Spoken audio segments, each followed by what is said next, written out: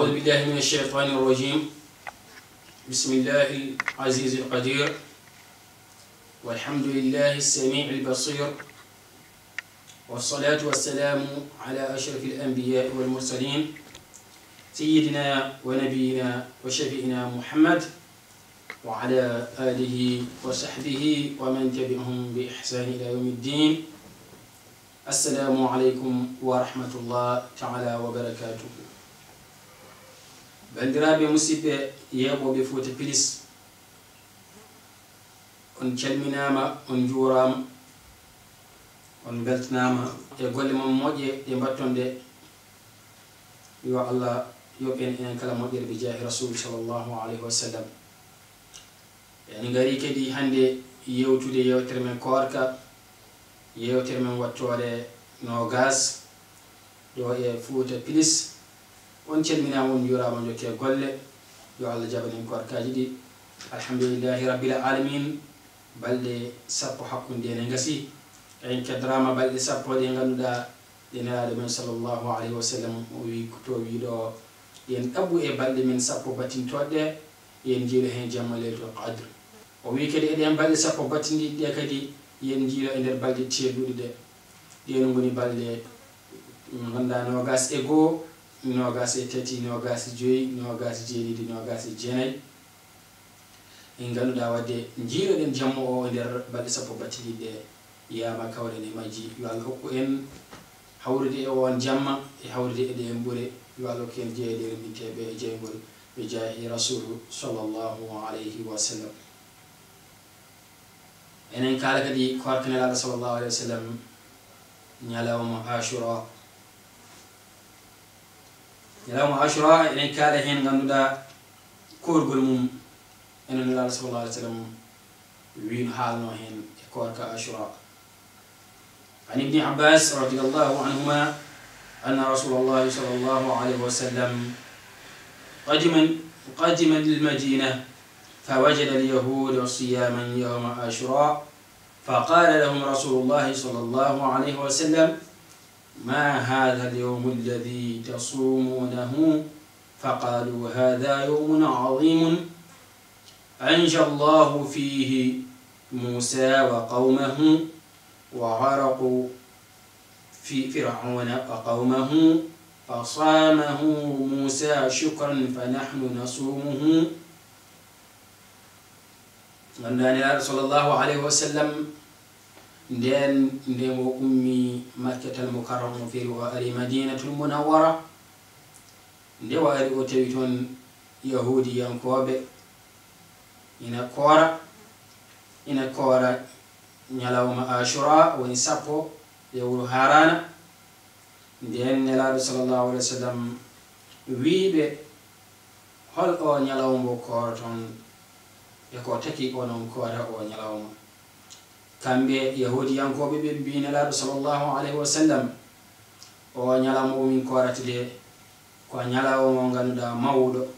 ñalawma mo ganduɗa allahu subhanahu wa ta'ala o dandi hen Musa e yimɓe mum e nder oɗo ñalawma. ngan sanga allahu subhanahu wa ta'ala o dandi Musa e yimɓe mum e oɗon ñalawma,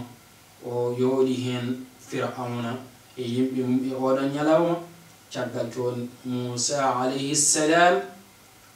hoori on ñalawma ngam yettude allahu subhanahu wa ta'ala e ko waɗanimo ko ɗum taki kamɓene yahudiyankoɓe mbi kamɓene ko ɗum taki ɓe koori on ñalawma kamɓene. فقال رسول الله صلى الله عليه وسلم فنحن أحق وأولى بموسى منكم. فصامه رسول الله صلى الله عليه وسلم وأمر بصيامه كان نلاɗo صلى الله عليه وسلم o wiiɓe caggal nde ɓe mbi ko ɗum taki kamɓene ɓe koori. nelaɗo صلى الله عليه وسلم wi ko minen kay min julɓe ɓe ɓe ganduɗa ko minen ɓuri handude e Musa ɓe ganduɗa e mon. kadi nelaɗo sallllahu alayhi wa sallam hoori ñalawma ashura o woni ñalawma sappo harana o kadi o yamiri ganduɗa yimɓe ɓe yo koor نيالوما عاشوراء. فيا أيها العبد إهما أن جعل الله صم يوم عاشوراء تعصيا برسول الله صلى الله عليه وسلم. إهما أن مشهد الله إهما أن جعل الله هور نيالوما سابو هارانا نيمبا نلاد محمد نلاد من محمد صلى الله عليه وسلم. on ñalawma mo ganduɗa ko hoori ɗum holi on ñalawma wa huwa yawmul ashira min shahri muharram ko on woni ñalawma sappo e lewru men witendu harana waddi an jiyaɗo allah o hoor on ñalawma ngam ñambude ñemtinde nelaɗo men sallllahu alayhi wa sallam. wa sum maahu yawmu tasi min shahri muharram kadi ya hoor kadi ñalawma kadi jeenayi o e ñalawma sappo o sa hoori ja hoore jeenayi ko wala ñalawma sappo o. kodi hadithi abdillahi ibni abbas radiyallahu anhuma yaqul taaboni en delno hadis abdullah ibnu abbas radiyallahu anhuma o yaqulu hina sama rasulullahi sallallahu alayhi wa sallam. Abdullah ibn Abbas woni o habri wonde de nelaɗo sallllahu alayhi wa sallam hoori nde ñalawma ashura woni ñalawma sappo harano yawma ashura wa amara bi siyami kadi o hoori ñalawma o yamiri kadi o yimɓe ko ñalawma qalu ya rasulallah innahu yawmun tu'azzamuhu alyahudu wannasara ɓe mbi ɓe caggal nde o hoori nde ha bari ɓe mbi ya rasulullah o ñalawma mo korɗen nde ñalawma ashura de o ñalawma andu o ñalawma ko yahudiyankoɓe e nasraniyankoɓe ina mawnina on ñalawma. faqala rasulullahi sallllahu alayhi wa sallam fa ida kana al-aamu al-muqbil insha allah sumna al-yawma sumna al-yawma at-tasi' ngal sangde mi mini nelaɗo men sallllahu alayhi wa sallam o ñalawma ashura bo korɗen o de woni boɓe nelaɗo hoori yamiri o hoore o on ñalawma yahudiyankoɓe e nasraniyankoɓe e ganduɗa ina mawnina on ñalawma ini koore on ñalawma. nelaɗo sallallahu alayhi wa sallam wiiɓe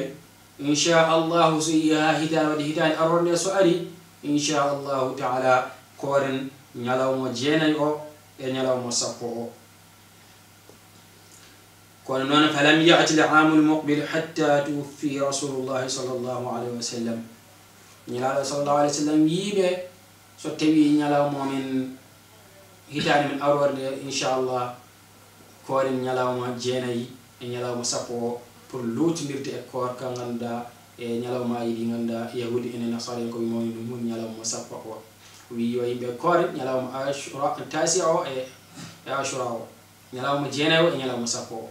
pour nde luulde ñalawma ɓen ɓe mawnirte ɓe. kono noon nelaɗo sallah sallam yamiri ɗum hitande nde artani hawre nelaɗo men sallllahu alayhi wa sallam ruttima e joomum. اعلم أن في صيام عاشوراء تكفير للسنة التي قبله فاحرص رحمك الله على صيامه طالبا الأجر والثواب من الله. أن دو يا أندو هورد ñalawma ashura woni ñalawma sappo haran sa hoori ɗum ya faam sa hoori a moƴƴini aɗa hafrane aɗa yaafe bakkutuji hitande yawtune nde hitande nde ɗon yawtude nde gonnoɗa wadde neɗɗo o ya tinno toppitoɗa nderɗa kadi e ganduɗa e hoorde on ñalawma ɗaɓɓude ganduɗa jobdi ndiɗon gondi hen e baraji comi ɗen ɗo e meneɗa ɗum e allahu subhanahu wa taala. وقد قال صلى الله عليه وسلم وصيام يوم عاشوراء أحتسب على الله أن يكفر السنة التي قبله غندا النبي صلى الله عليه وسلم هنا بيدني ويندو يو هورا نيالو من عاشوراء فجيتو هين غندا دمينادي هين هوردum دمينادي هين دي الله سبحانه وتعالى يا فتودum غندا بكتوجي مum دي الله سبحانه وتعالى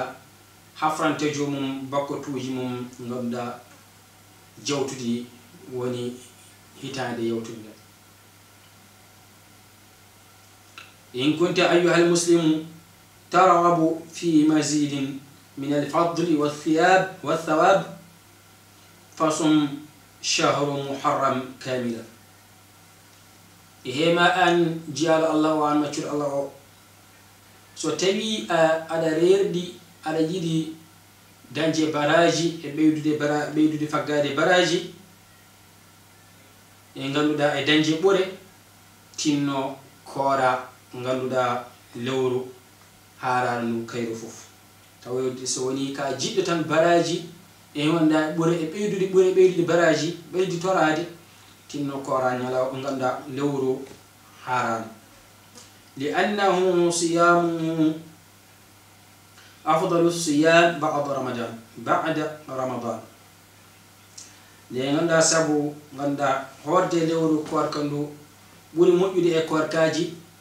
ɓuri moƴƴude e koorkaji caggal woni lewru koorka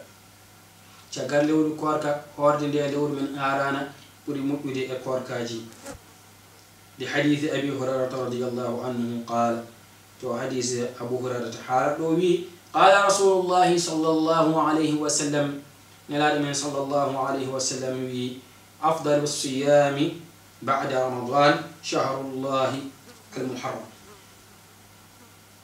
o wi ganduɗa koorka ɓurka moƴƴude caggal ramadan ko lewru allah witendu harana wa afdalu salati ba'da alfaridati salatul layl ko nonni kadi o wi kadi njuulu ɓurngu moƴƴude e njuulu caggal njuulu farilla o wi ko julde jamma ganduɗa julde jamma woni wurtinde jamma te ganduɗa darade ne juula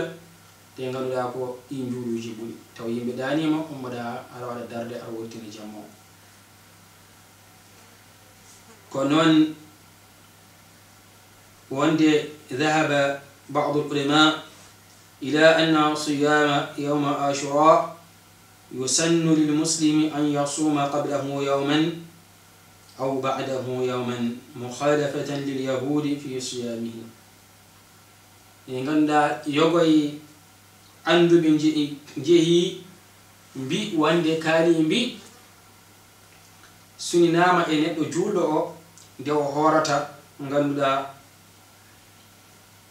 woni ñalawma jeenayi harana koorata jeenayi ha parde koora sappo walla so tawi a hoori ñalawma sappo ha paari koora sappo e goo o gaddina ñalawma walla pawa hen ñalawma kamɓe no fulɓe mbiyat ni haari hoora haara eyi koora kaara walla sa haali kadi koora woni ñalawma juula sa koora jeenayi e sappo o walla koora sappo o e sappo e goo ko noonne koorira ɗum ponde luutodirde e lundade ñalawma ganduɗa bo heefere woni yahudi en e nasraniyankoɓe ɓe ganduɗa bo ina koora bo ina mawni ɗo koyra kan koorka pour ha luutodiray ñalawma ɓe tawde kamɓe ko ñalawma goto ɓe jogui